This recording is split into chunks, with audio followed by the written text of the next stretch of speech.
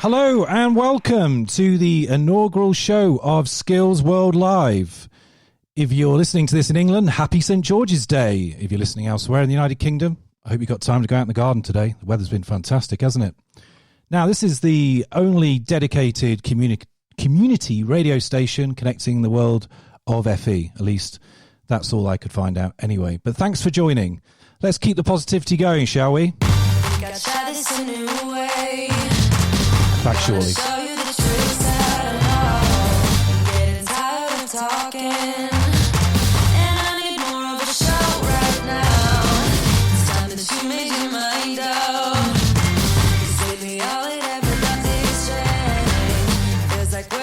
Talking, going round and around, back around. I will fight like no other every day.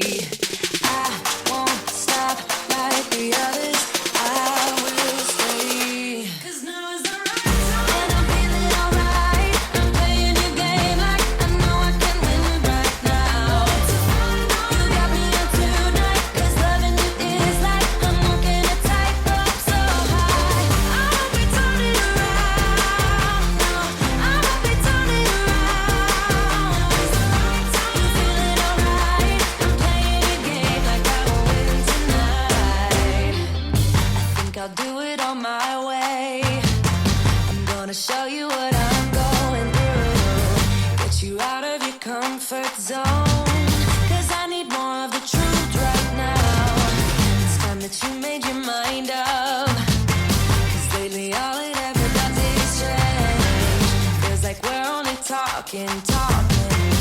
Going round and around, back around. I will fight like no other every day.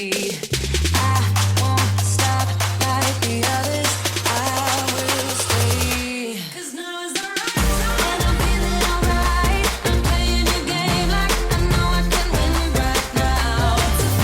You got me up tonight, 'cause loving you is like I'm walking a tightrope so high. I won't be turning around, no, I won't be turning around. It's the right time, you feeling alright. I'm playing your game like I will win tonight.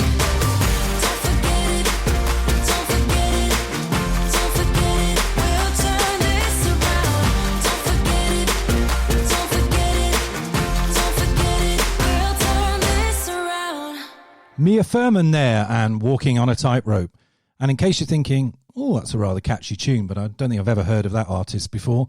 Well, chances are you haven't, because obviously this is community radio and we don't have massive budgets to spend on top 40 chart toppers. However, we're very proud to be supporting independent artists during the COVID-19 crisis by downloading our tunes from Epidemic Sound. So head over to that website, epidemicsound.com, if you want to do a bit of track selection yourself. Hey, don't rely on me to get the music choices right. Just drop me an email at skillsworld@fenews.co.uk and Tom Bean Tom, I'll try and accommodate all your requests. Now, look, we've got a great show coming up this evening. I'll be interviewing qualifications experts.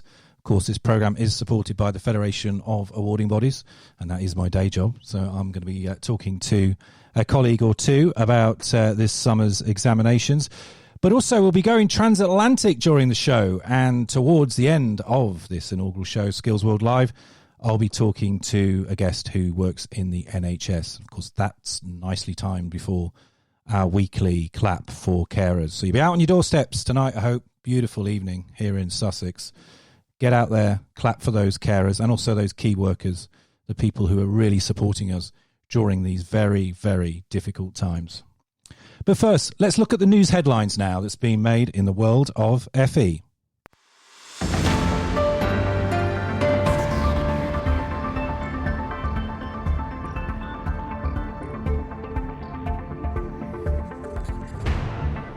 The Universities and Colleges Union is calling on the government to step in to financially support the sector as a result of the COVID-19 pandemic. A report out today estimates that a recession would lead to 110,000 fewer UK and 121,000 fewer international students attending UK colleges this year. The union says that would result in a £2.5 billion black hole. Joe Grady, the UCU's General Secretary, told this programme that universities would be greatly damaged unless the government stepped in and provided some guarantees. Labour's new Shadow Secretary of State for Education, Rebecca Long-Bailey, has called on the government to underwrite all HE institutions and recognise the role they can play in economic recovery. In other news, the government has published new advice to help people, particularly children, stay safe during the coronavirus outbreak. The guidance published today sets out a 4-point action plan, including asking parents to monitor the amount of time their children are spending online. And finally, a further education college in Exeter has offered its state-of-the-art industrial kitchen facilities to the charity Food for Heroes. Nutritious meals are being cooked at the college facility for frontline NHS staff who are working at the Royal Devon and Exeter Hospital.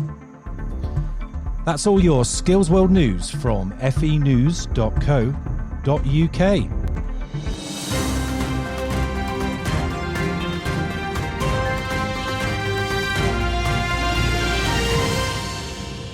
Right, it's that time of the evening when we introduce the big debate. And tonight's theme is the calculated grades approach to summer examinations fair on students? So after this short musical interlude, I'll be talking to our qualifications experts all about that subject. So, Tim Hallman, take it away. We're tired of waiting.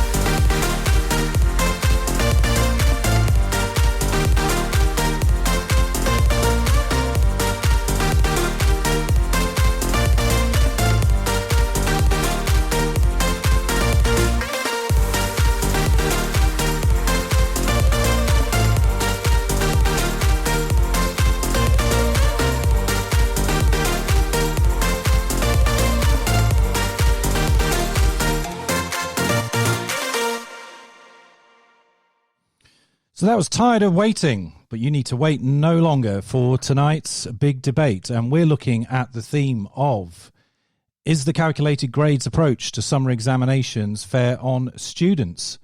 And indeed, as we know, one of the very unfortunate impacts of the coronavirus crisis is that tens of thousands of students this summer are not now going to be able to take their traditional summer exams, whether that's in general qualifications like A-levels and GCSEs, or indeed thousands of others that rely on vocational technical qualifications like BTECs and applied generals.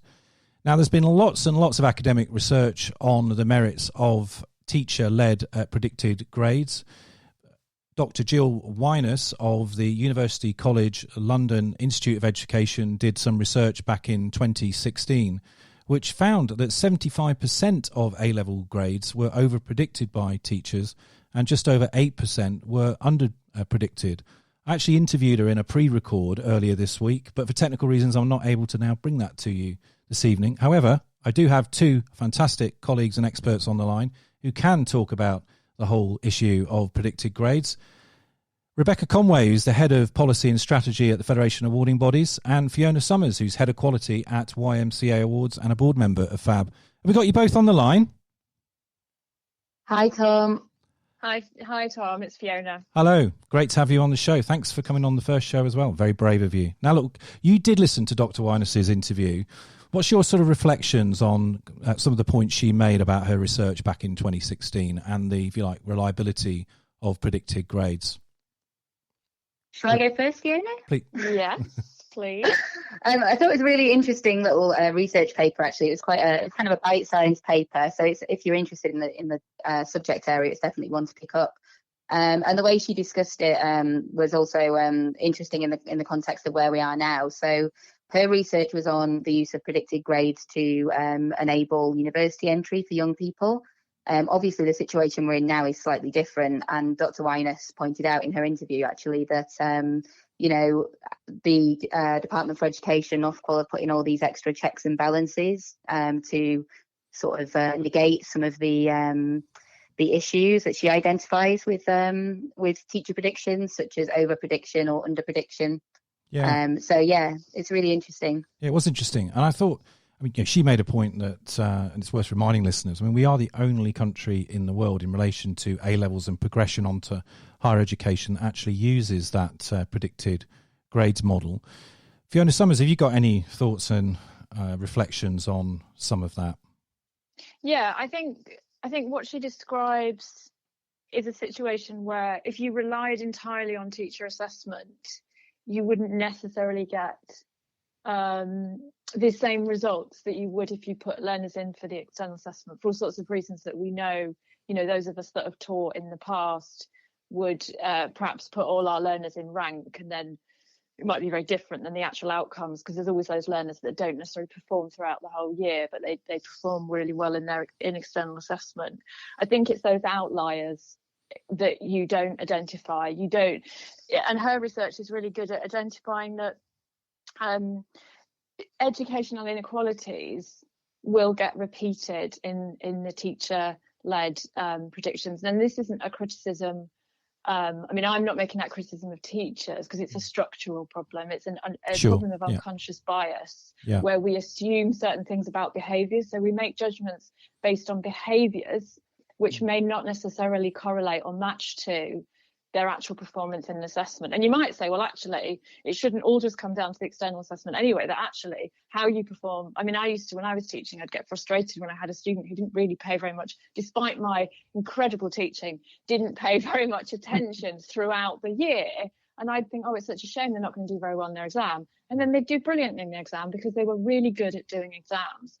But is that a fair reflection on how, should they actually be judged on how they perform throughout the year, which is one of the arguments for continuous assessment versus terminal assessment? And there's other issues that we can discuss in a minute around of course. that. So moving on then to this summer's challenge, what do you think are the main issues in ensuring that grades, both for academic and vocational qualifications, are, of course, as fair to students, but crucially are as valid as possible? Rebecca, what's your thoughts? Yeah, I think it's a really interesting question, Tom. I was thinking a lot about this in a very nerdy way when I saw the theme for today's show. In assessment circles, when we talk about fairness, there's quite a technical idea of fairness. As a fair assessment is one that doesn't include any what we call construct irrelevant variance, which basically means it's not testing anything it shouldn't test. And I think that applies here as well. This idea of, in having to use this alternative evidence, what do we do to ensure that we're only testing what we are looking to test? For example, someone's knowledge of, British Sign Language or something like that. And I've had the pleasure this week of sitting in about 5 different sets of meetings for colleagues who work in different subject areas, just hearing them really hammer this out, really. It isn't just a cut and dry, one size fits all solution. It's something that has to be really bespoke to individual subjects and individual qualifications. But given the tendency, as a lot of the research shows, that teacher-led assessment will be over-optimistic, and Fiona obviously touched on kind of human behavioural psychology. Of course, teachers by definition will want the best for their students. And actually, as Dr. Gill Wyness herself identified, many teachers will want to motivate their students, perhaps by giving them a push by suggesting, look, these are the grades you really could get if you worked hard when in normal times these examinations take place. But what safeguards do you think could be put in place to avoid what some might see as massive grade inflation this summer? I mean, what is Ofqual working with the exam boards and AOs in both the GQ and the VQ space doing to try and avoid that situation? Fiona? Yeah, so there's obviously lots of data available that you rely on. So you can look at previous achievement data of that centre. So because I think the thing we often think about when we think about qualifications is that, it's just our learner or just our, it's us that's getting the qualifications. Whereas actually it's really all about cohorts, and, schools will have patterns of how their cohorts do well. And colleges and so on. So there'll be that achievement data there's a whole layer of work that the awarding organisations or exam boards will do on top of the teacher assessment. It isn't a case of just taking that, prediction and going, oh, okay, well that maps directly onto what we'll give people then.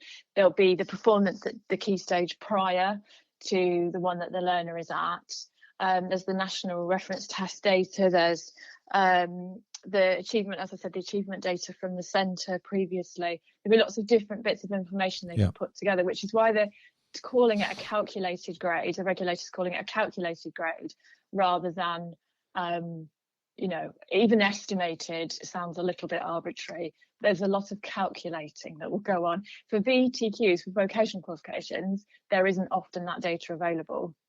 But there are other ways of quality assuring those decisions that come in from the centres, which will vary depending on, as Rebecca said, depending on the sector, will be an element of how much intervention you can do in what's sent in. Absolutely. And of course, your colleagues are working very hard now behind the scenes to, particularly in the VTQ space, to work out what a calculated grade might look like for those qualifications. Let me finish by just asking you both. I mean, do you think there will be pressure in future to continue with teacher-led assessment in calculating examination results? I mean, or could you just see new models of assessment emerging perhaps as a consequence of the coronavirus crisis? Rebecca, what do you think? Well, I think it is actually, teacher assessment does already play a part in awarding what we see as external exams at the moment. So, for example, some awarding organisations will take into account estimated grades when they're setting grade boundaries. So it's not like that, that information isn't used at the moment. But yeah, I think, the innovation that's going to have to go on over the next few weeks as people come up with, approaches to developing calculated grades and, dealing with this crisis, I think we're going to see some really interesting innovations. And I think e-assessment in particular, it's something that's been on the horizon for a long time. This idea that kids can sit the tests remotely, perhaps it's delivered on a tablet or a laptop so that you don't have all those issues like you see in the newspapers of, people ripping open packs of printed exam papers and, sending everyone on Twitter the answers. So I think there's going to be some real technological innovations that people have had to do in the short term that will be here to stay. So I'm really interested to see what's going to happen, actually. And I'm really hoping that, people see the, all the innovation that's going on at the moment in the sector. They see the expertise that is in the awarding industry. There's a lot of people, there's so much incredibly complex and difficult and useful stuff about assessment. And it's very heartening to me that people are starting to realise that, just what expertise awarding organisations have within the ranks. Indeed. So from one expert, Rebecca Conway, to Fiona Summers, who I'm going to give the last word to on this point. What does the future hold for assessment, Fiona?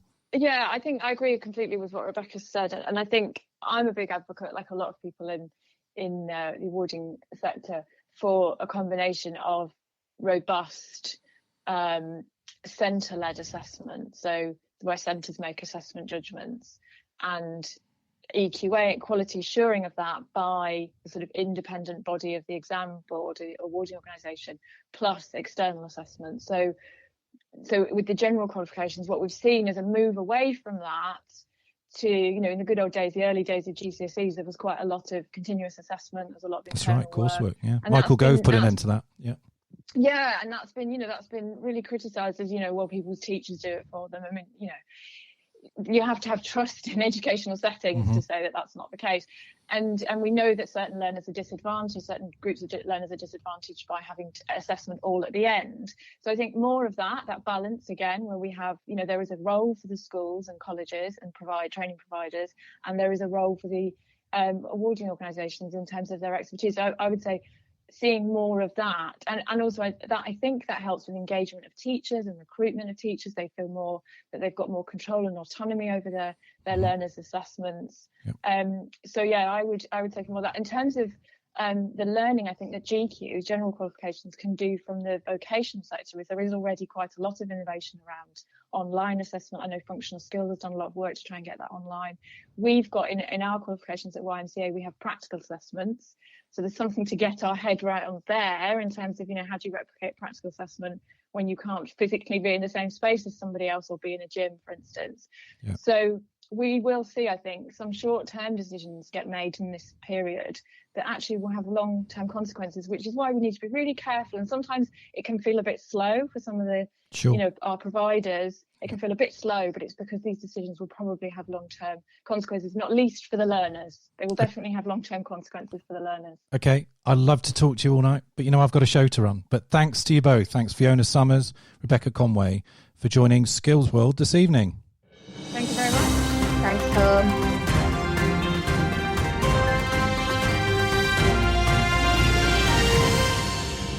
Great colleagues there. Thank you so much for their time. Right, we're going to have a musical interlude, and then after that, we are going transatlantic, everyone. That's right. We're going to connect two old friends from the northwest of England to Missouri, the United States of America, everyone. Coming up after this by Thomas Gielgud. Celebration Alive.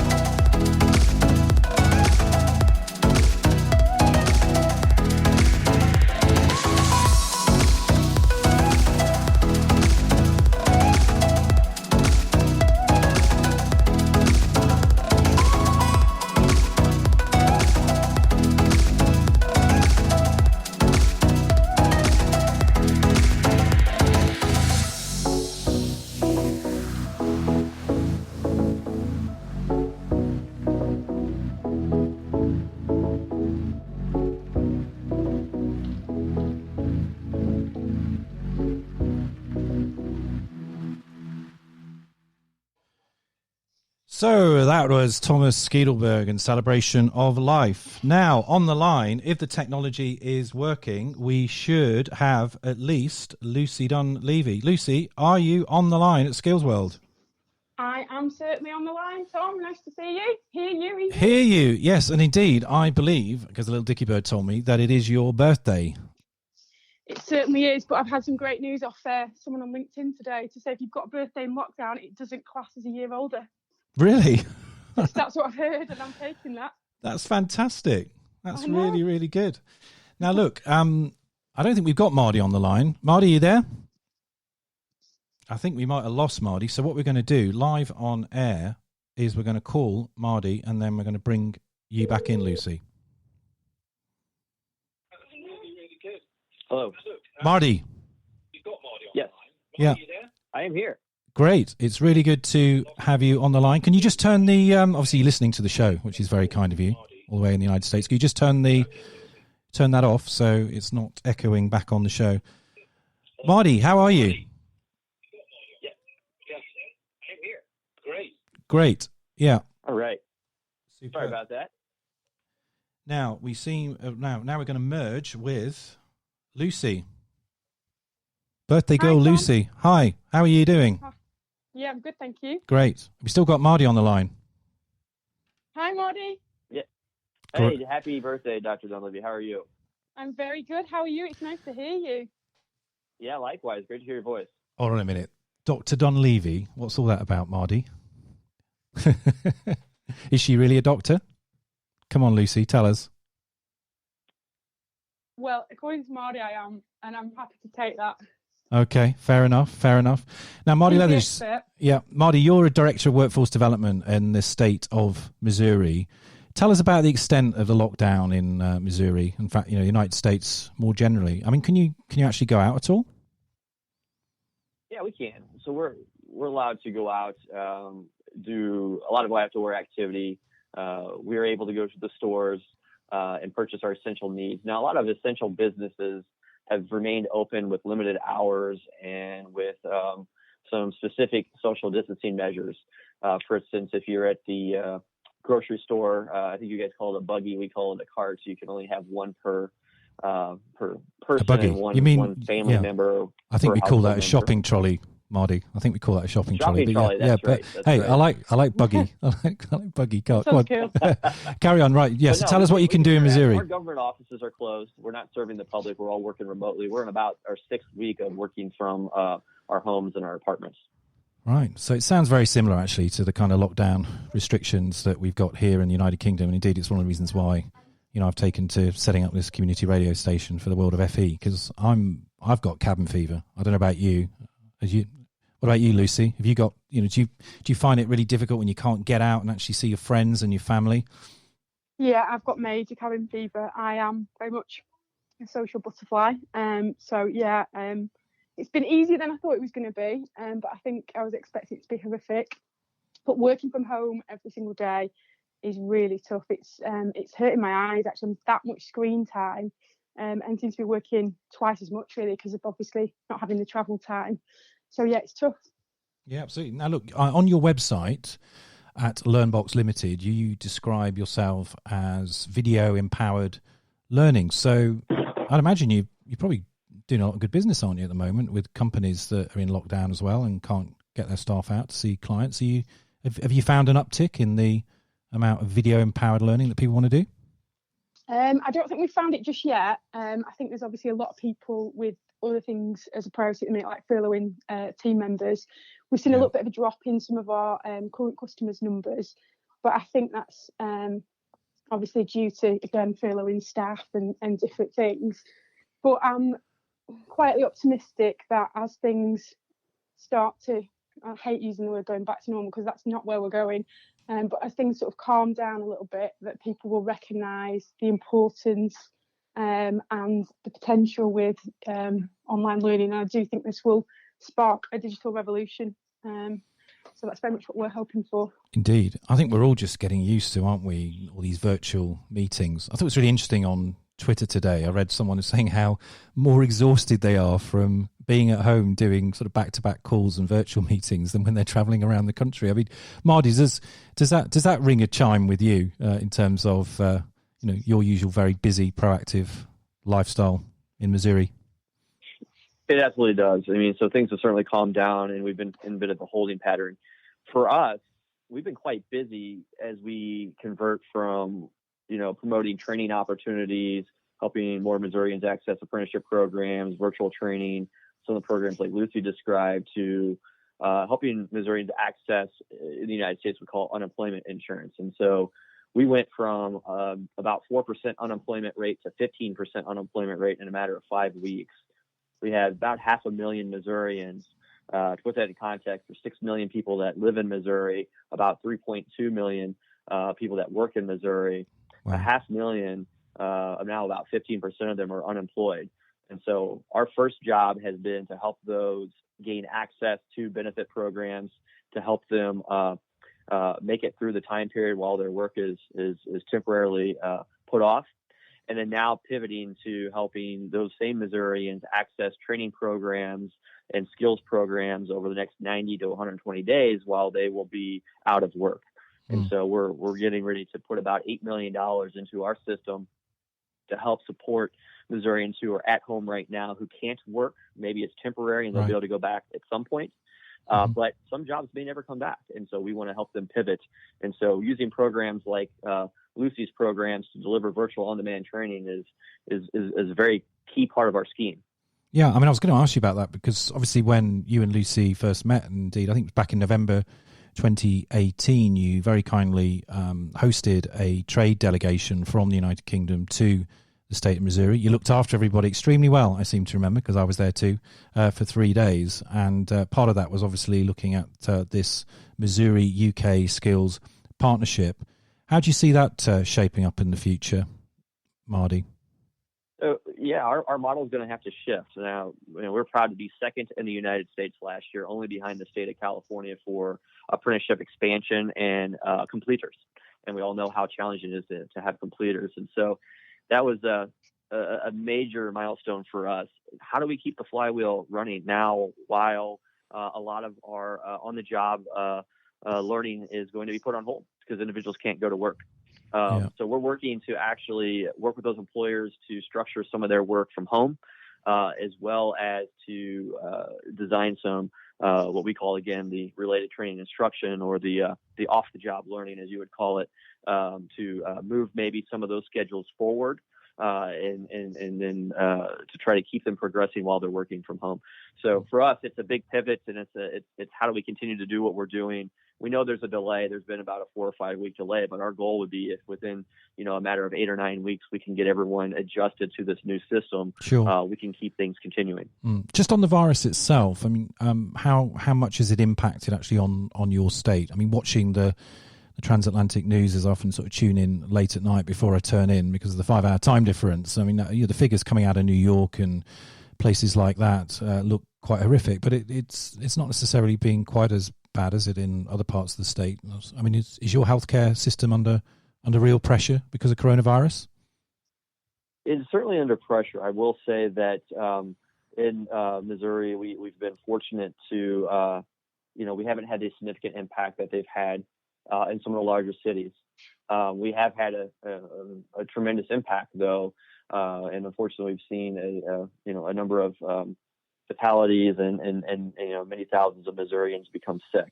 I will say that for us, it's been really a focus on two things, and the governor's done a great job to help increase the amount of tests that we're able to deliver each day, as well as help Missourians understand how they can protect themselves from any impact. And so for us, it really is a matter of walking across the state.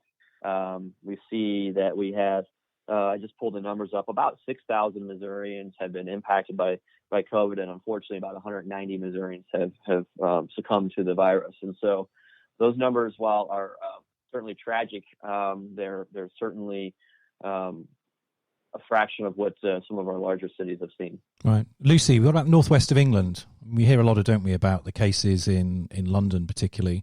But the government's built these fantastic Nightingale hospitals across the United Kingdom, which is giving essentially extra critical bed capacity. Do you get a sense that we've either met the peak or we've passed the peak in your part of England? I think in the northwest, certainly when you look outside, there seems to be a very different picture than what you see on the news in places like London, when you see like Hyde Park being pretty full. There's not that many people on the streets here. I think they're slowly becoming more and more, but I do get that sense that people are taking it very seriously. Obviously, they're going out for their exercise, but there's nowhere near the amount of people on the streets or in parks. But then I suppose we haven't got the same amount of people up here as well. So I don't think we've been hit anywhere near as hard as London. Yeah, absolutely. Now, look, finally, I don't want to put you both on the spot, because I think this is a real dilemma, we find ourselves in as a world community, really, and not just here in Britain. I mean, the balance here to strike between what you might describe as public health, lives, real lives that are being saved as a result of these social distancing measures that are being put in place, but also people's livelihoods. Mardy, you referenced there some of those unemployment stats. And of course, behind every single one of those figures is a real person. It is their family that they've probably got to provide for. So, it is quite a dilemma. But do you think in relation to the UK response, Lucy, but also Mardy, in relation to the US response, that the governments are kind of getting that balance right between what you might say is saving lives and saving livelihoods, which of course is on the economic side of the house? Mardy, you go first. Yeah, I think that's the challenge, and so this, the virus has really caused us to artificially squash our economy. We know now across the country about 27 million workers have been displaced. If we compare that to the Great Recession in 2008, that's about just under 7 times what it was at that impact. So, I mean, this is truly a huge, unprecedented event for us, and we've put our economy on hold. And, public wellness and safety, I think, is the first priority. But we have to understand how to get the economic engine running again. And so for us now, it's going to be a balance of some Keynesian policies. We're going to have to continue to support and stand up the system in the meantime, and really do what we can to get the economy back online. It's going to take time. I think we anticipate above 10% unemployment, at least over the next 9 to 12 months. We think that we will hopefully rapidly move out of the 15% range that we're in now in Missouri. But across the country, it's going to be as high as 20%. And again, that is quite a move from where we just were 6 weeks ago. Yeah. Lucy, do you think we've got the balance right between saving lives and livelihoods? Well, for me, my personal opinion is we moved far too slowly, especially in comparison with other countries. So I think we're in a much worse position than we should be in, had we have reacted to the situation much quicker. And obviously from a testing point of view, not great.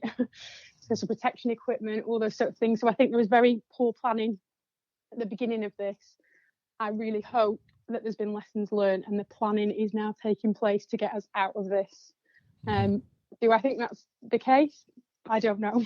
Right. But I hope it is lessons learned. Yeah, absolutely. As Mardy might say, it is definitely the $1 million question. It's something that's on the minds of our political leaders around the globe, I'm sure. Look, let's try and end on a more positive note. How does one celebrate a birthday if you are, in a sense, in lockdown? I'm sure you've had the cake. Yeah, got cake, got some champagne. I've been told that obviously it doesn't count as a year older because it's happening in lockdown, and I've been for a family bike ride today. All right, you've had your hour of exercise. In my hour of exercise, I've had an hour's bike ride, which has worked off the cake, so no guilt at all. That's how you celebrate a birthday, and you plan for a huge celebration when you finally get out of lockdown. That's my tip for a birthday in lockdown. That's your tip for a birthday. Well, you just said at the start, apparently, doesn't even count, so you've just got a whole year of your life back. Now, look, I promise you, Lucy, I haven't colluded with Mardy beforehand. He has no idea what's coming. But Mardy, I thought we could just finish this segment with you doing, and I'll join in. It's just that my mic's a bit more powerful than your phone line. What about a little rendition of "Happy Birthday to Lucy" as a way of finishing off this segment? That What would do you be reckon? amazing, Mardy. That It would be, wouldn't it? Oh, this is That would be so good. Tom, I So, tell you what, this over is, to you, that would Mardy. That would prove the UK-Missouri partnership is well and truly Absolutely. still alive for me. Over to you, Mardy. Anything It's for your the big Missouri moment. UK partnership, anything for my great friends Lucy and Tom, for sure. Well, Thank you. Okay. here we go. I barely even sing this for my children. So, happy birthday to you. Happy birthday to you. Happy birthday, dear Lucy. I don't hear Tom joining me. Happy birthday to you. And apparently, I don't know if you have this requirement over in Missouri, Mardy, but if you sing happy birthday 2 times to yourself when you're washing your hands, you are actually meeting the official public health that's guidelines interesting. on So, yes, tackling the spread. So there you are. There's a number of poems and songs that you can go through during the 22nd. And I have a really dear friend who we work together, and she provides some really awesome jingles that we can sing as we wash our hands. It's turning kind of a bit of a creative game for us. Okay, well, send those jingles over. Thanks to you both. Mardy Leathers, Director of Workforce Development for the state of Missouri, and Lucy Dunleavy, who's the founder and CEO at LearnBox Limited. Thanks to you both. Thank you so much for having me, honor. Tom. Cheers, bye. Yeah, it's an honor. Thank you. Oh, I love talking to those two. Fantastic. Right, we're going to be talking to the NHS next. Put your body on the kitchen table and move the dishes to the side. Yeah. Girl, you always tend to drive me crazy, looking at me with those eyes. Yeah. Put some music on, turn the lights down low, throw the pillows off the bed, blow the candles out, move your body slow. You got something on your mind, I'ma try to help you let it go.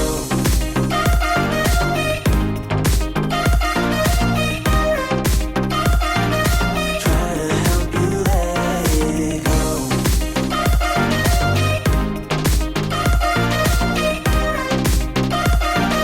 Try to help you let it.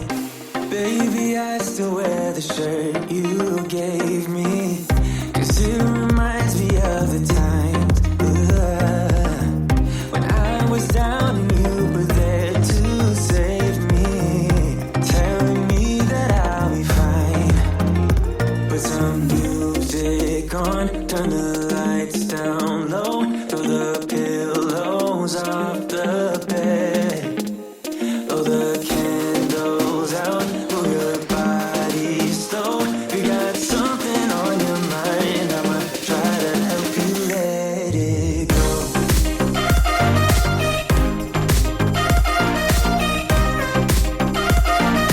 Try to help you let it go.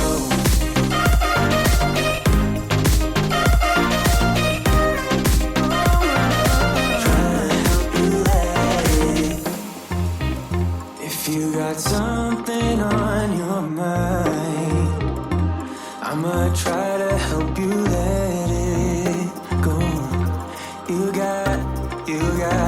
You got something on your mind, I'ma try to help you let it go. Babe, I'ma try to help you let it go. Oh, no.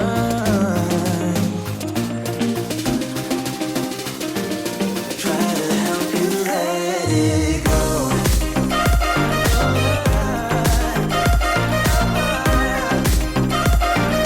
Try to help you let it go.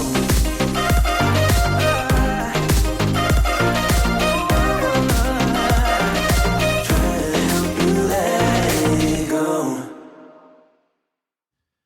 That was Help You Let It Go there by Deans with Andy de los Santos. Now, it's that time of the evening where we will be shortly out on our doorsteps clapping for carers and, of course, key workers as well. I mean, I just think this is a fantastic initiative. And a few weeks ago, a woman called Anne-Marie Plaas, a 36-year-old from the Netherlands who lives in South London, she came up with the idea. And she obviously based it on something she saw in our home country. And of course, we know from looking at our news channels that it's something that's really taken off, not just in this country, but also around the world. Now, by key workers, we certainly know now who we are talking about. We're talking about the delivery drivers, supermarket workers, warehouse operatives, cleaners, the teachers and support staff, of course, that work in our wonderful schools and colleges to support our vulnerable children. But it is most certainly the thousands of frontline NHS workers who are taking care right now of the sick and those with COVID-19, which is why I've asked Lucy Hunte of Health Education England to join me on the closing segment of the show. Lucy, are you there? Hi, Tom. Yes, I'm here. Yeah, thanks so much for joining me this evening and on this inaugural Skills World Live show. So, look, you coordinate apprenticeships across the whole of the National Health Service in England.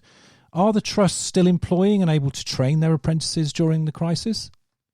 Yep, 100%. Certainly where possible. We have been overwhelmed with requests for support from our employers to just really help keep apprentices on programme where possible. We've been working with our training providers, because the reality is if we have apprentices that are being redeployed into different roles, then technically is that not off-the-job training?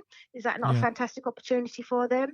So we've been really working with the providers and employers to make sure we can evidence that learning and keep them on programme and just keep our future pipeline coming. Yeah. Just to remind our listeners about the range of apprenticeships that are on offer in the NHS. I mean, I'm thinking there's obviously clinical roles like nursing, but there must be a whole host of non-clinical roles as well. Just give us a sense of what you can do an apprenticeship in if you work for the NHS.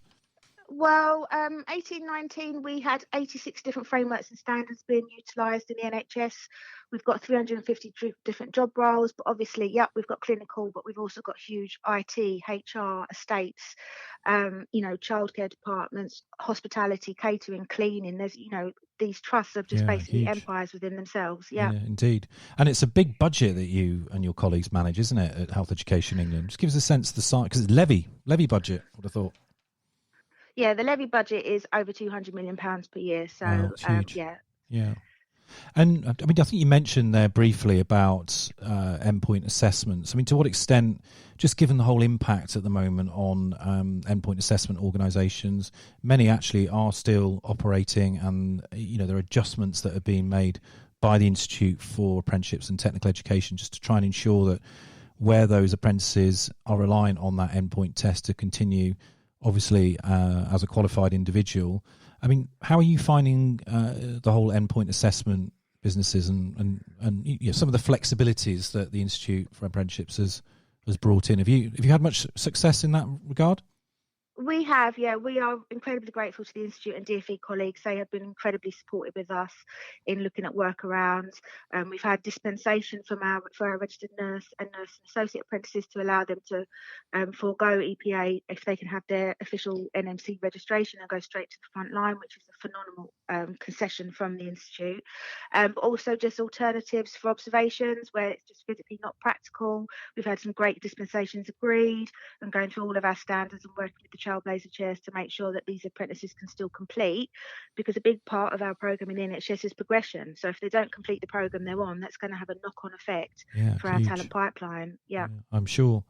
Now, look, is there a resolution to this whole issue of the level 2 business admin framework that has been a very popular framework generally and not just in the NHS? And last time I caught up with you on one of my podcasts last year, we were talking then about the extent to which the government weren't very sympathetic toward the NHS continuing with some kind of business administration apprenticeship. Is there any resolution to that, or have they kind of come up with another fix? Well, obviously, the Trailblazer Group has been very busy with other things at the moment. But firstly, what we'd like is the agreement that frameworks won't be switched off until December to give us a bit more time to kind of restart this project. But definitely, the need for the level 2, the need for the entry point is not going away. In terms of the NHS, we're about to run a procurement for an NHS-specific customer service, because we really can't afford for all of our entry-level programmes to fall off a cliff if they do decide to still switch off the framework at the end of July. Because we've got these people that are ready to start. They're not going to have the maths and English to do a level 3, and so we're going to need to have an alternative. Yeah, absolutely. Now look, shortly, just under 10 minutes time, we'll be having the clap for carers, and I certainly will be getting out on my driveway. In fact, last week I took the pot outside with me and started banging away on that. I looked slightly deranged. My partner said to me as I was doing that. But anyway, that's a proper Eastern tradition, and is it okay? And that is, they're out with their pans and their saucepans, and it's amazing. The first night I wasn't really sure, but actually, me and my team, we actually got really overwhelmed because it was phenomenal. There's so many people coming out and being really supportive, so it's great to see. And as you said earlier, obviously it's the NHS, but it's all the other key workers as well that are supporting us to keep things going. Absolutely. Well, as I said, we've certainly found out, haven't we, who is a key worker, and I have to say it's not me. At least I've got some time on my hands to run an evening community radio show. Lucy Hunt, thank you so much for coming on the inaugural show, and I'm hoping to get you on again, but also your colleagues, the NHS. I think we've got a future big debate coming up on, are we training enough people for our National Health Service? I'm sure you'll be interested in that debate when it comes up. So thank you so much. Thanks a lot. Thank you. Great show, Tom. Bye. Yeah, cheers. It's Lucy Hunt there from Health Education England. Okay, Clap for Carers is coming up at 8, so don't forget about that. Get your pots and pans out as well. I will be. This is Make Me Feel. It's by Alex Dovo.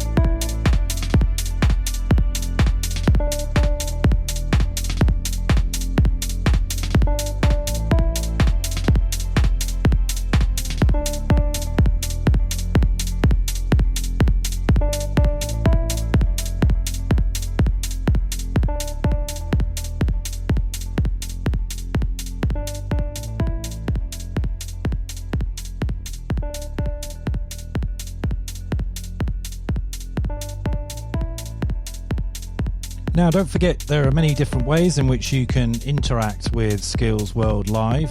This is a show, after all. I want to get as many voices from across the world of FE as I possibly can. So please email us if you want to be on the show. It's skillsworld@fenews.co.uk. Don't forget also, if you're following us on social media, to hashtag SkillsWorld. Follow me at Tom Bewick and follow at FE News. From next week as well, we'll be inviting people to call in. So if you're listening to the show, you want to get involved in the big debate, then do call us on 02032 900 111. I'll just read that again in case it was too fast. 02032 900 111. And if nobody picks up, i.e. because I'm not broadcasting, then please leave a message and one of the team will get back to you. So it's Clap for Carers tonight on Thursday, the 23rd of April. I'll be out on my doorstep very shortly with the pots and pans. Just leaves me really to thank my editor, Kelly O'Meara, FE News, and our digital producer, Ellie Hansen. Let's sign off now with a Clap for Carers. See you tomorrow.